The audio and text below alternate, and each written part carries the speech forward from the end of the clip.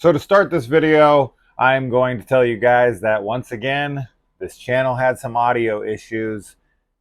Namely, Kaylee's mic cut out about 5 minutes in or so, but you can hear her through my mic. Her voice will be diminished some. So that's a little pre-warning. And then my mic went dead in the last 5 minutes or so.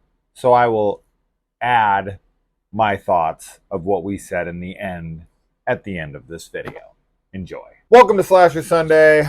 All right, time for the final girl, Kaylee. Hello. Hi. The only girl. The only girl. So yeah, this is a movie I'd seen before, but Kaylee had not. I went into this with pretty high expectations because a lot of people I knew were loving it. And I came away from it very underwhelmed and have always kind of used it as an example of like slashers that don't work because they're PG-13 and this and that. Now, having revisited it, I will say that my opinion on it has changed slightly. So while I do think that the comedy and the drama, and I'm sure I felt the same the first time, but so maybe it hasn't changed all that much. I don't remember, but I will say now with a very firm grasp on my thoughts on this film because it's so fresh and recent now. The drama and the comedy work super well. Yes. The horror doesn't work for me like at all, but it's a comedy. Yeah. Period. So the horror is not really trying to work. But I still have a major gripe with this film for being PG-13. You're going to take a genre, a subgenre of horror, parody it like this, have a movie that literally is known for its kills and its nudity, and show none of that. Like, this movie would be literally top 10 of the modern era of slashers for me easily if this movie had rad kills and nudity. Like if you threw that in there, because a lot of people might be like, oh, Jason just wants tits and gore like always.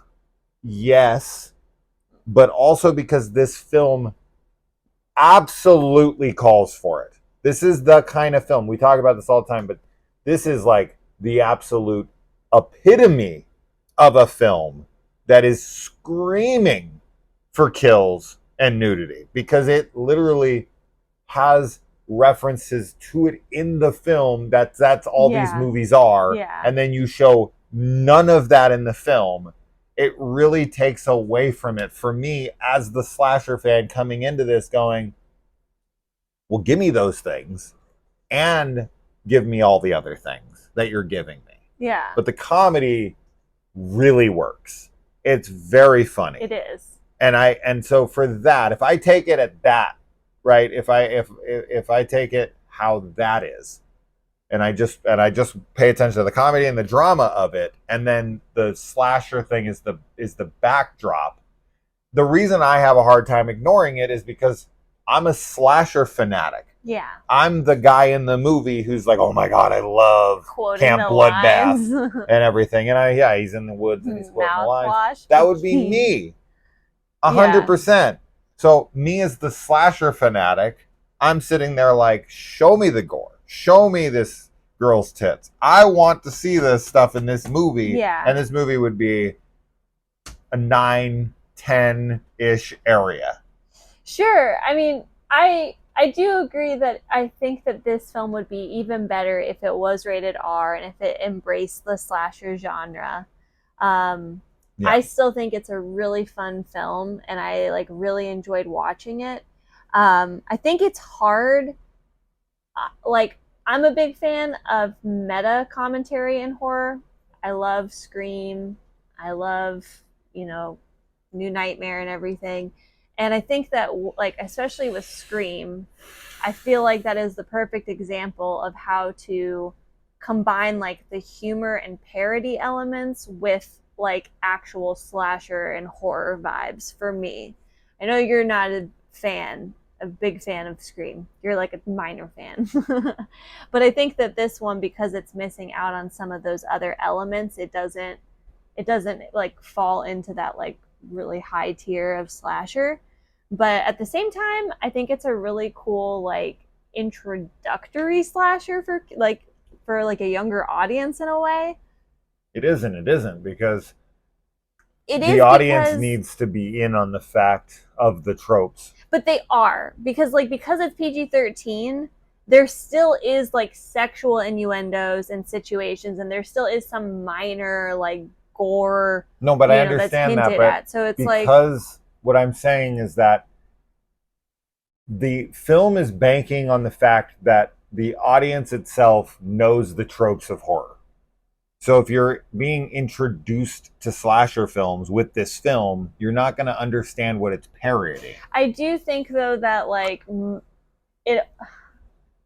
I feel like you could watch it because kind of Scream. I think that a lot of people already know the slasher genre when they maybe haven't seen a lot of slasher films because of like everything that happens in Scream. You just said this would be an introductory horror. So But they haven't yeah, seen if Scream. they haven't seen Scream, then they I guess wouldn't. But I don't know.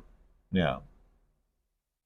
I just I'm too close to the subgenre, and for that I find this film to be frustrating because it could be amazing. And I still think it's very good. I still enjoyed it quite a bit. I've never, and I think one thing I don't like about Scream and I don't like about this movie and I don't like about these things, like, while the slasher genre does have some tropes to them, they act like, in this film especially, they act like all those tropes are set in stone. And that if you're in a slasher movie, all those things absolutely have to happen. The girl has to be a virgin. There has to be archetypal jock, slut, whatever. And there's no, getting out of that. The final girl has to be a virgin and she has to be the final one in the movie so that she can get the power to kill the killer. This is nonsense. I mean, I know that it's just for fun and that we all are privy to some of the tropes within the genre, but I think because I've just seen so many slashers throughout my life, hundreds, if not thousands of them at this point, especially like 80s. I've seen almost every slasher that exists in the 80s. There are so many slasher movies where the final girl is not a virgin, where the final girl is not the final girl, where there's 3 or 4 survivors. Yeah. Like, there's tons of these tropes. There's tropes that don't even exist at all within some of these slashers, where they have no archetypes. Take Alone in the Dark, which we just watched recently. Yeah. You have tons of examples of horror films, slasher films, that are nothing like these movies. I do think so. I just kind of roll my eyes at it. Like, it just seems like a very, I guess it undermines something that I love, and I feel like it shoehorns it into this very easily packageable, easily understandable kind of diss of like, these movies have no identity. They're all the exact same film. They do all the exact same things. They're just repetitive, redundant drivel. And I think it's because stick my nose up at that. Like, that's not true. But you already said it. It's because you're too close to the genre and because you love it. Because I think that the examples that you can give of like where the genre does different things or doesn't follow those tropes are not necessarily like mainstream films that people are aware of. Like when mainstream audiences think of slasher films, they do think of all these tropes. They think of like Friday the 13th and Halloween, and like they have this like very specific idea of what a slasher is. It's too myopic. But it is like we've talked about before, the same kind of effect where when you don't like a genre or when you're not like invested in the genre, it's all the same to you. So, and that's what the fun of this film is that it is kind of trying to poke fun at slasher fans and obviously slashers. So it's like, if you, I mean, you know, you have to be able to laugh at it because there are a lot of films where these tropes are present and they do get silly. And that is like where the criticism for the slasher genre like comes into play, with like the over sexualization of women and like obviously having like a virgin be the one that's going up against the man. But then there's also other angles that it can be interpreted with and looked at with.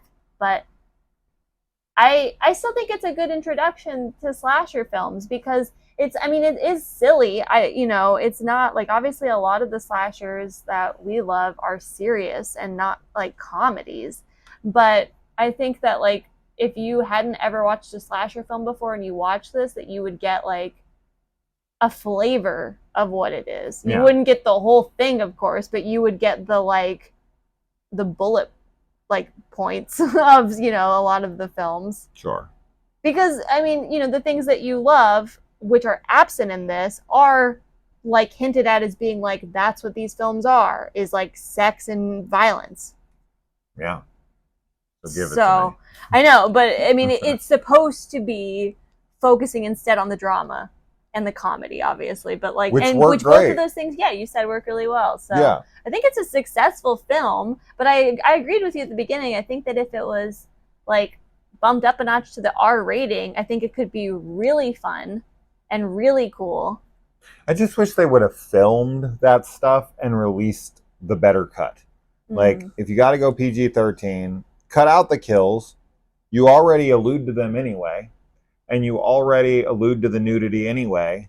So just shoot that version and then edit it out for your release. And then, you know, bring the fans back, the slasher fans back with, and now do you want to see the unrated cut with the gore and the tits put back in?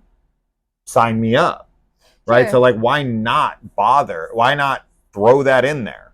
Anyway, we've talked about that plenty. I've talked about how much I don't understand why they don't shoot this like super R-rated NC-17 version and then just release it on disc, because at this point you're talking, you know, the mid 2010s here. They know these things are getting home releases. This ain't the 80s, the early 80s, when they're like not even sure these things are ever going to be seen outside of the theater. So I don't know. Anyway, enough of that. It holds them film back tremendously for me, but I still enjoy it as a comedy drama that has a this background flavor. But that being said, if I'm trying to play devil's advocate for this specific story, they are caught in a extremely tropey slasher movie. Yeah, it's right. So they're in a specific film and not an amalgamation of all films. Yeah. Right, where Scream, that's my big problem with Scream, is that like you have to abide by these rules. These are the rules. No, they're not. Like I can name 10 slasher films off the top of my head that follow no formula even remotely close to anything that, you know, Randy says in Scream or this movie does. But with this movie, I'll give it a little bit more leniency because the characters are stuck in a very cliche film. It does have every trope imaginable in it. So they have to play by the rules of that specific film. That I'm more okay with. If you put the kills and the tits in here, I wouldn't care about anything. I would be like, okay, like if there was really rad kills, and kills can be freaking hilarious. Watch an Evil Dead movie, right? Yeah. Like, you know, mostly Evil Dead 2. You can have very comedic kills in films. She just watched The Frighteners recently. Jeffrey Combs' death in that is funny. Yeah. It's violent, but it's funny, right? Because of how it's done. And so this movie could 100%, because for some reason the MPAA is much more okay with super violence in more comedically toned films.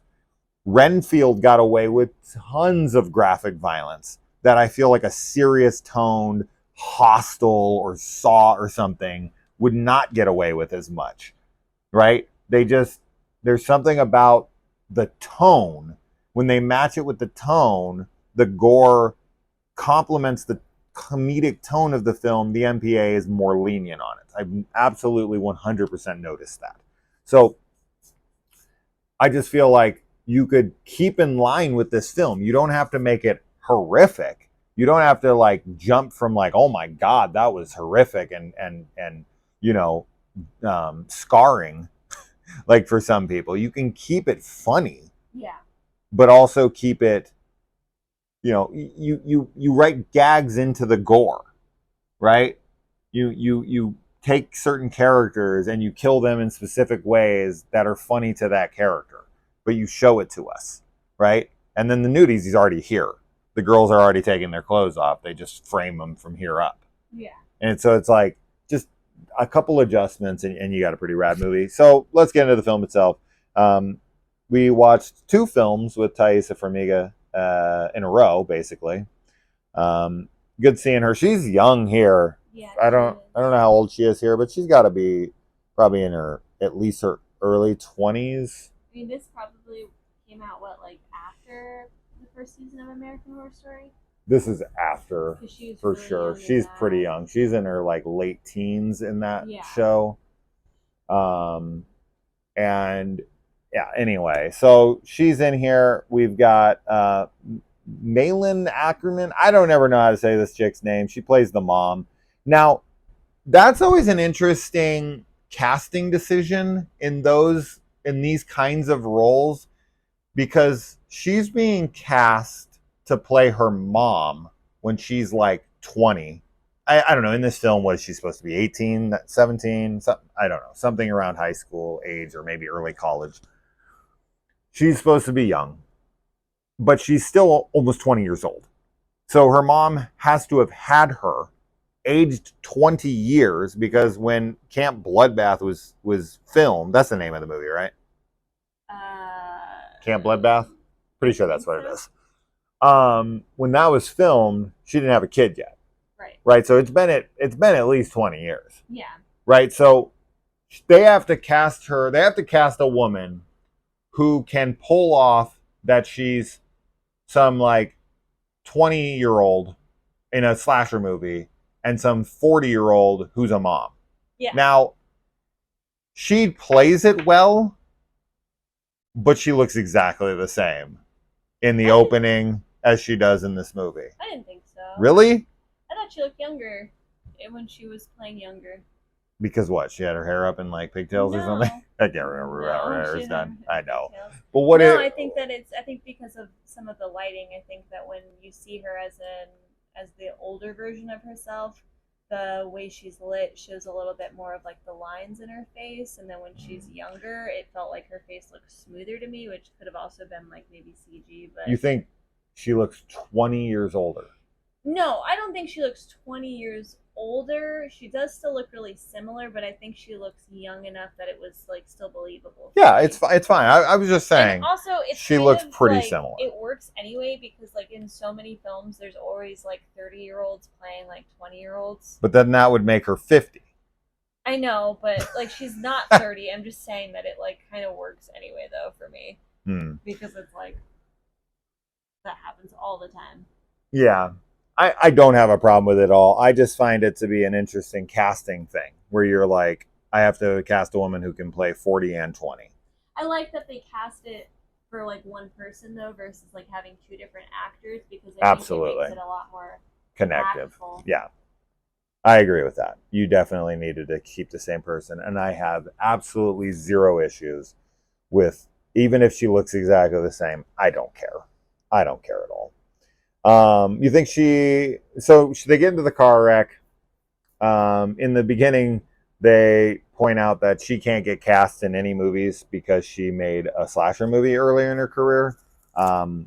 This seems like nonsense to me. I know that some people, when they get typecasted, they want to get away from horror before they get typecasted. But one slasher movie that you made in your early career, this is nonsense. But also, so many this is nonsense. Have like a beginning in horror and then always go on to do like this is what I'm saying. Great things. So yeah, Tom Hanks was in He Knows You're Alone. Brad Pitt was in Cutting Class.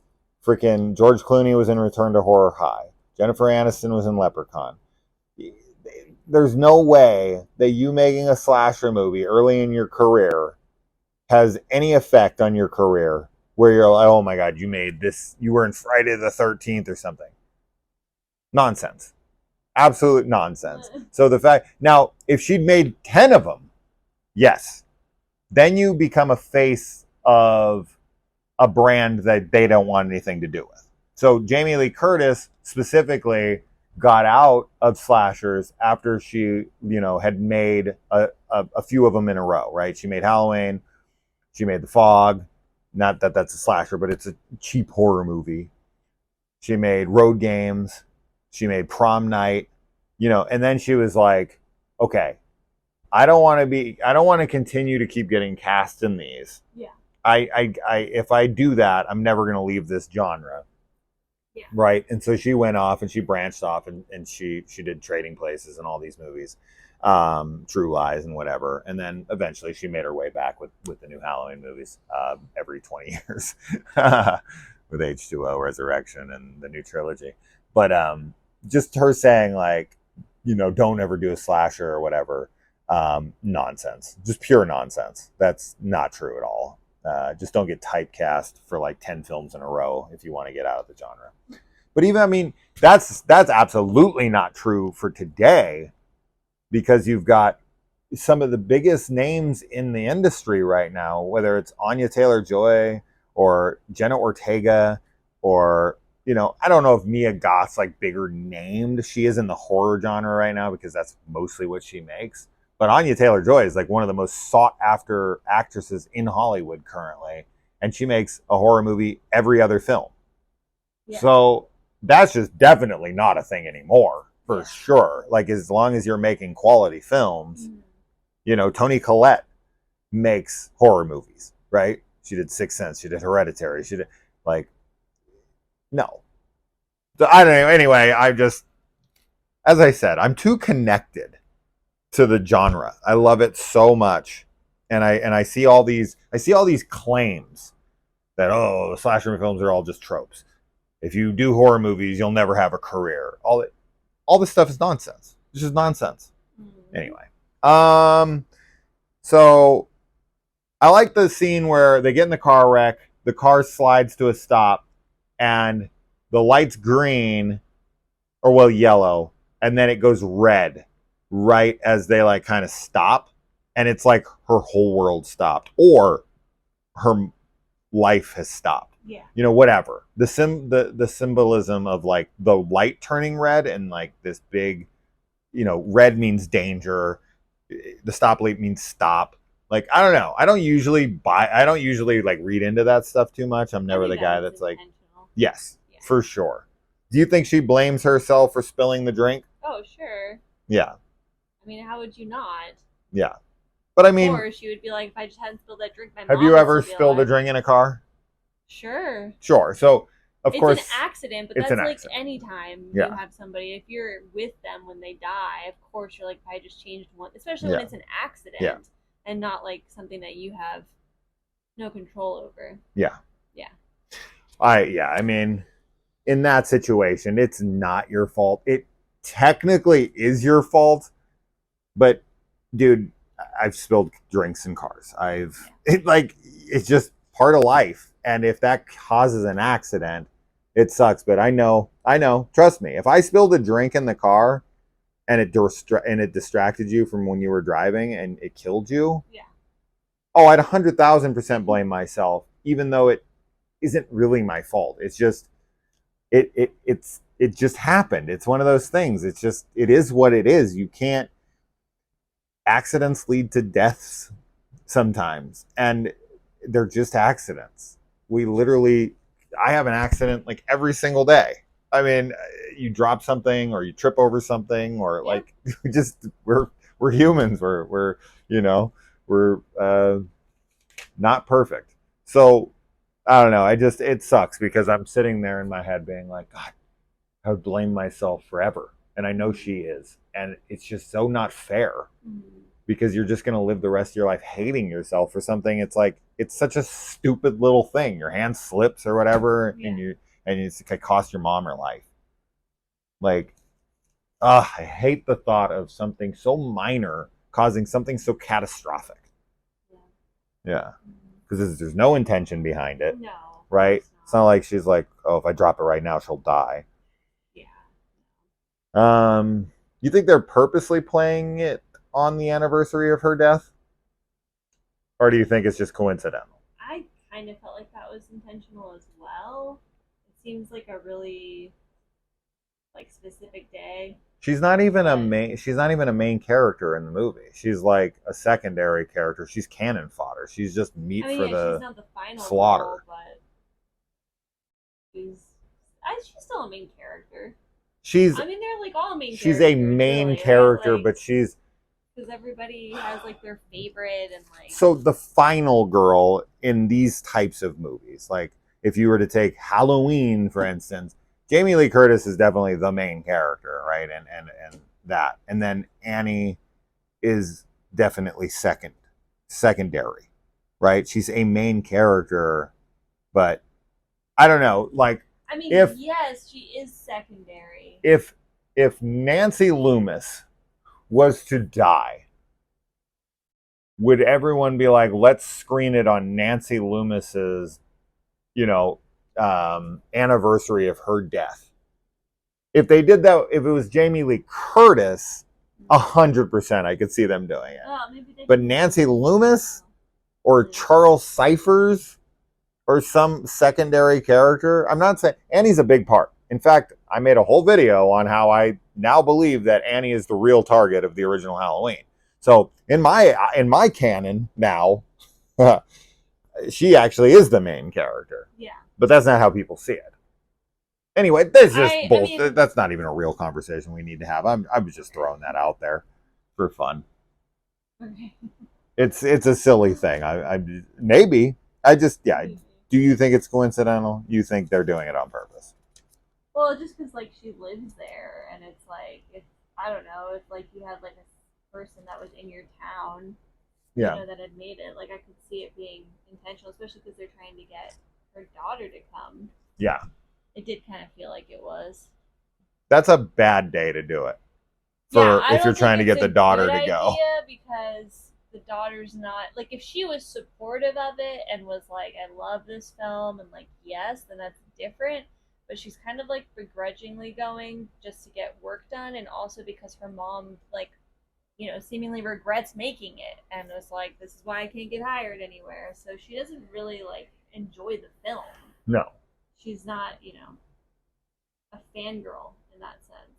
No. So interesting thing here, though. Do you think, this is a better question, do you think that what ends up happening to get them into the film has anything to do with it being on the anniversary of her mom's death? Right? So like in rituals, like when we watch movies, horror movies especially, they'll always be like, it was 100 years ago tonight. Yeah. Right? And that's the thing that gets the curse or whatever. Yeah, I mean, they ultimately go become a slasher film, themselves, right? Like they get put into a sequel as well. So I do think that, like, yeah, the trope of like it happening on an anniversary, that's intentional, obviously. But do you think that's like part of the reason why they get sucked into the movie is because so they're in the theater and people are reenacting, they're doing some kind of ritualistic recreation, but not on purpose. Now, I don't know what that's trying to say. I think it's just being cute and mirroring images, and that makes it some kind of ritualistic, copying of the material in the film, which then leads to them being able to transport themselves into the film. But like, I'm probably thinking way too deep about this than I should, but like, it's because it's the anniversary of her death and that they're recreating scenes, not even on purpose, but maybe because they're in the theater, the their actions start to mirror the film because it's the anniversary of her death. Does she actively bring them there with her spirit or something? But then that gets hundreds of people killed. Yeah, I don't know that it's the mom having an influence, but yeah, I think it's interesting that they're like there on the anniversary and people are reenacting stuff. Yeah, but they're not purposely doing it. Like the guy's I guess I smoking or drinking or whatever, and they're just doing things that are in the film, but they're not doing it intentionally. They're not like watching the film and going like, "Oh, I'm gonna do it exact." right. Right? See, it would have made It's more sense like Rocky Horror Picture Show, where people get up on stage because they're big fanatics and they reenact scenes. That would have been more ritualistic and like catering to some kind of like seance, so to speak. yeah. Right? But they didn't go that route. With this kind of movie, they typically would be like, there's some kids playing with a Ouija board or like Sure. they're reenacting scenes and she's like, you shouldn't do that. Yeah. You know, whatever. But with this one, they just kind of have it be, oh, kids are doing things in the movie, but like not intentionally. And now they're in the movie for some reason. Yeah, I mean, it does feel like they died. I mean, even with the ending that we get, it still This kind of is feels like they died. this And is they're like in, their an limbo or afterlife something. Yeah. Okay. And you think that if that's the case, do you think that the girl in the movie is actually her mom, stuck in her own film too? No, if they're dead, well, maybe, but I don't know where she would go at the end. Because her mom, I mean, I guess if they're in limbo, the last thing she's talking about before she dies is her old film. yeah. So maybe she gets stuck in her film because that was what was on her mind last, and then her daughter dies watching her film. So she gets sucked in. So it's possible that this is actually her mom's spirit in there. She just doesn't know it's her because she's that character. Yeah, and she's like, regardless, it's her mom either way. Yeah, it is. Because that is who embodied that character, but she just doesn't know it's her. Yeah. So I guess either way, but I don't know. I'm way overthinking a very silly plot that was just put here for gags. Don't chew Adderall. Yeah. Message of the film. Don't chew Adderall. People really chew Adderall? That's crazy. You shouldn't. Yeah. Who smokes cigarettes in a theater? I know. Is this something? It's a cigarette. I think it's a joint. Either or. No, it's just because they like he rented it out, or is like the manager there, or whatever, he works there. I don't know. It's supposed to be like some crazy party event too. But no one's saying anything. No, no, that would be awful to be like in a crowded theater and have people like smoking. Oh my god, it'd be insane. Even if you smoke, having all that smoke around. Oh my god, it would be impossible to ignore. Yeah. I mean, who's this guy think he is? Max Cady from Cape Fear? Up there smoking a cigar in front row and laughing his ass off. I love that scene.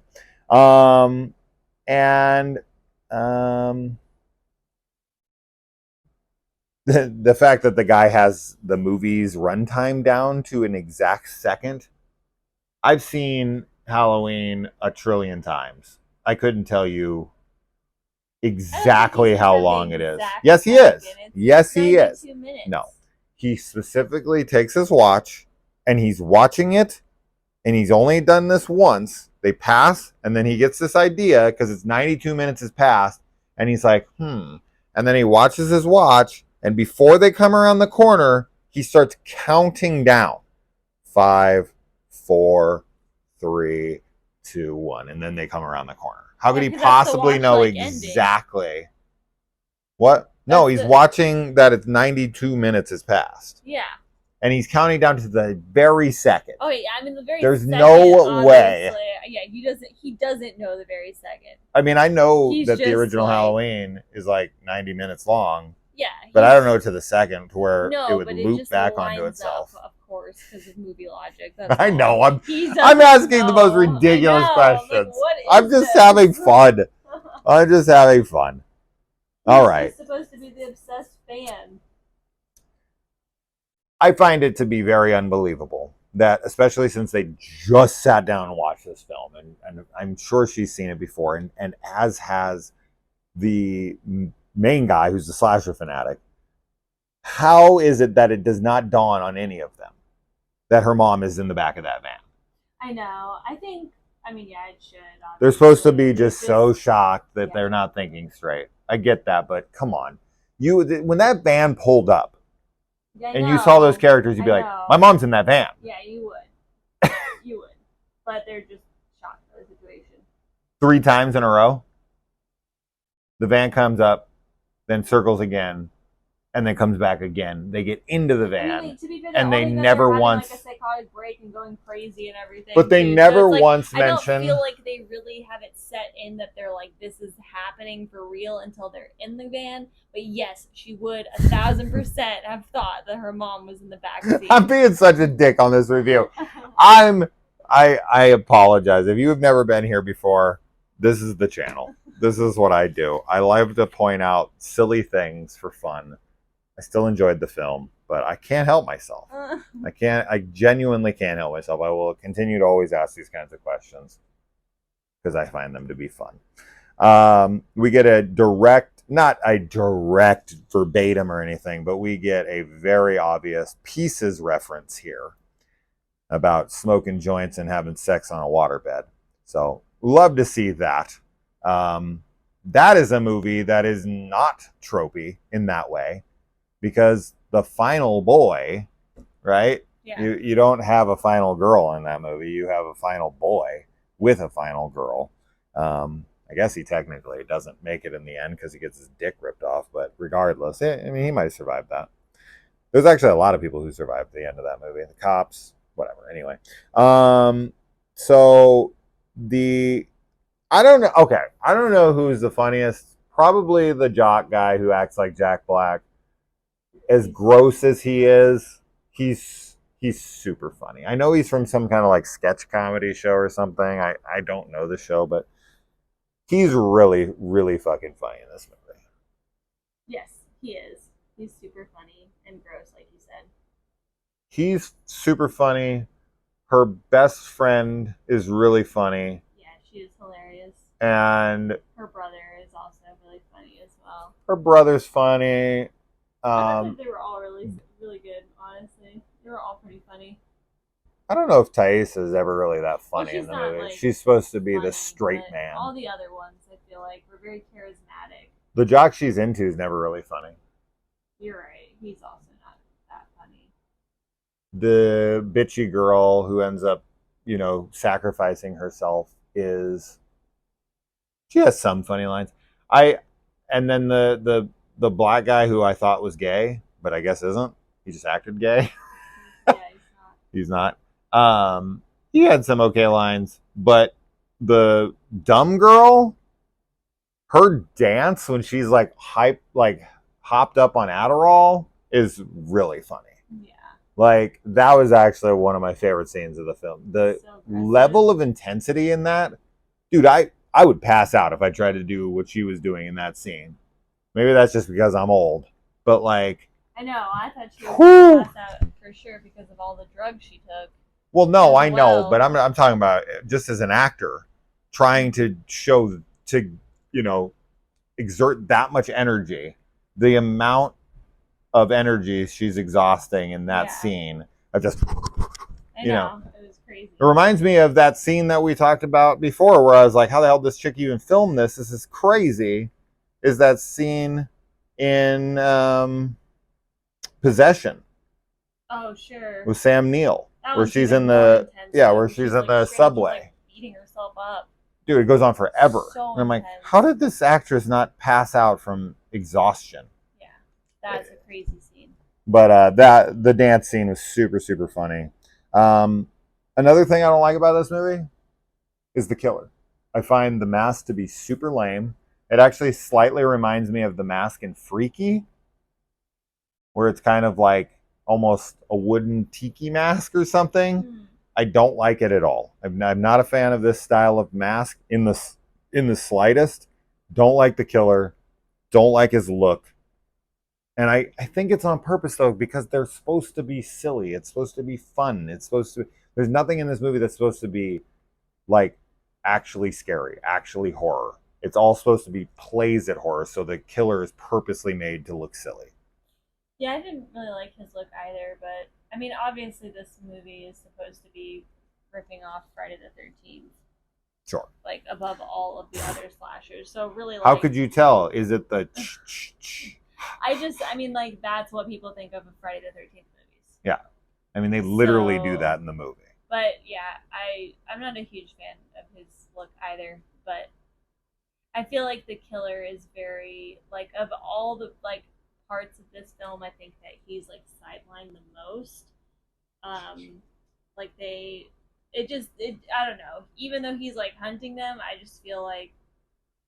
But I guess they do spend a bit of time whenever he's younger. It is really frustrating when they are like in a flashback and they don't even try to stop the bullying Yeah. that's happening. You're like, maybe that'll stop him from becoming a killer. Yeah, That's what I'm screaming. they don't even like try, but Yeah, that was I weird don't to know. me.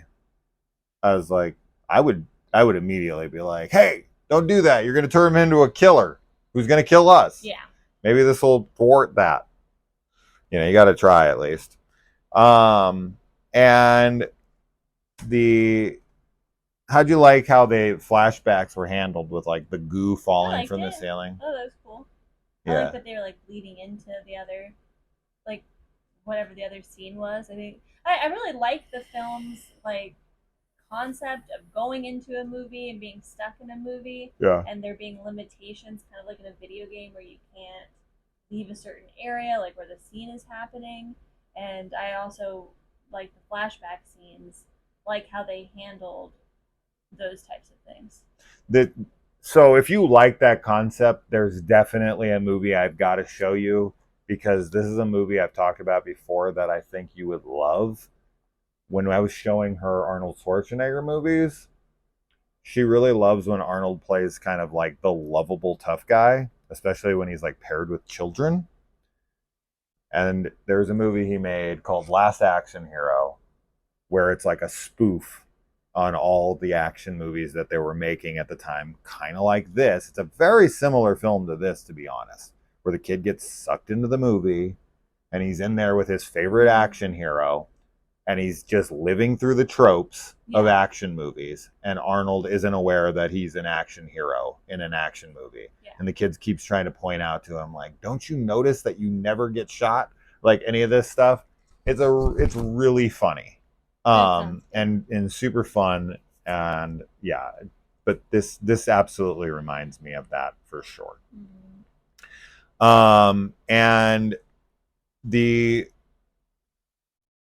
so yeah, I mean the bitch girlfriend, like who's trying to get her boyfriend back or whatever, they actually have some good stuff going between them, and she's like she apologizes and she sacrifices herself. I don't honestly understand in the end how the brother in this, the step brother in this, is he survived and they show like, oh, I just have a wound and they stitched it up. The other ones blew up. Yeah. They burned to death. How are they alive? But I don't know. I think that's supposed to poke fun at like continuity errors and like continuity errors and without... like Donald Pleasance surviving Halloween too. Yeah, exactly. That's what I was thinking too, because it's like there's so many instances where a franchise is like, oh crap, we can't kill them. Like the audience loves them. Han from Fast and the Furious. Yeah, so they just bring him back. So I think that is purposeful. Yeah. I just was like, wait, what? They blew up, but so did Dr. Loomis, and he's just got a little scar right here on his face, and he's fine. But these guys don't even have scars. They didn't even go with like burns or anything on their bodies. No. So whatever. Even though the funny chick was stabbed through the back. Yeah. Anyway, they acknowledge that they're in slow motion. That's funny. And watching your like, so there's a really the whole. So this is about where my audio cut out in the video, and really all I was talking about here was the. Oh yeah.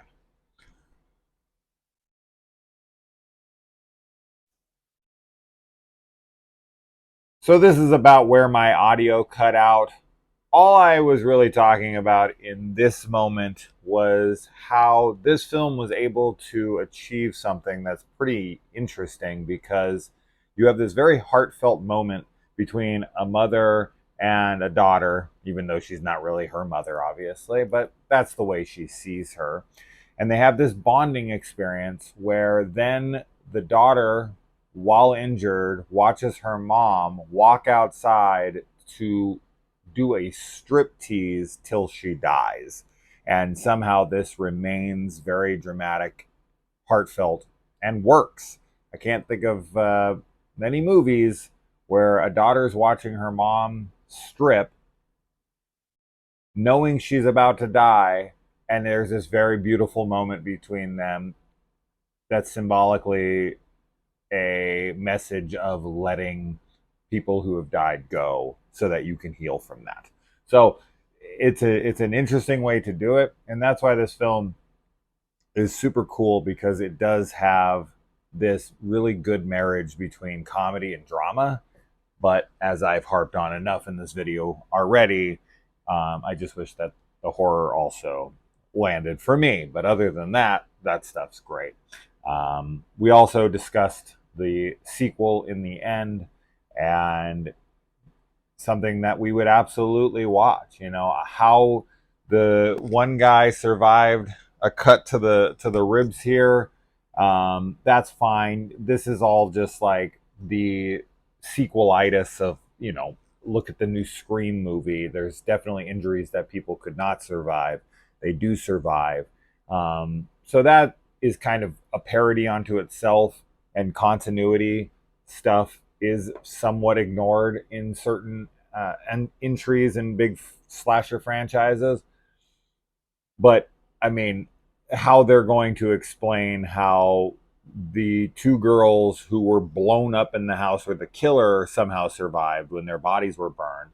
Although, when I was making this video earlier, I had mentioned that that could even just be a knock at Halloween 4 and on, the Thorn trilogy, with the return of Donald Pleasance as Loomis, and even Michael Myers having burned to an absolute crisp at the end of Halloween 2. So, I mean, if Loomis can come back, why can't they? At least Loomis had some burns, but, you know, they disappeared altogether by part 6. I know in the producer's cut he does say he had plastic surgery, but regardless, nobody had that good of plastic surgery. So, yeah, that's mostly it. I mean, I'm sure there was more, but that's all I can remember off the top of my head.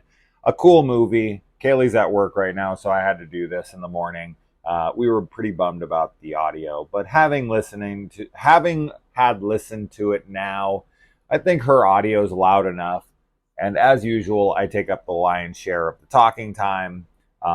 So all that's clear. And we sure as hell did not want a 45-minute video to be completely wasted. So I do apologize for the audio issue on Kaylee's mic and the fact that it cut out and we're getting a different ending. But, you know, sometimes things happen, and that is what it is. So, yeah. Anyways, that's Slasher Sunday this week, guys. And until next week, bye.